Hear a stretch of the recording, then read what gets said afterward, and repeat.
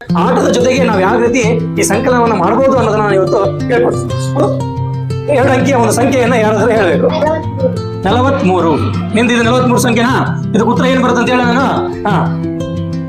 241 ಉತ್ತರ ಬರುತ್ತೆ. ಇಲ್ಲಿ ಎರಡು ಸಂಖ್ಯೆ 51, 64. ನಾನು ಎರಡು ಸಂಖ್ಯೆ ಬರೀತೀನಿ. ಇದ್ರ ಕೂಡಿಸ್ರಿ, ನಿಮ್ಗೆ ಉತ್ತರ 241 ಬಂದಿರುತ್ತೆ. ಹೌದಾ? ಎಸ್. ಮತ್ತಿನ ಯಾರು ಬರಪ್ಪ ಮೋಹನ, ನೀನೊಂದು ಸಂಖ್ಯೆ ಹೇಳು. 21. ಇದು ಉತ್ತರ ಎಷ್ಟಾಗಿರುತ್ತೆ ಗೊತ್ತಾ?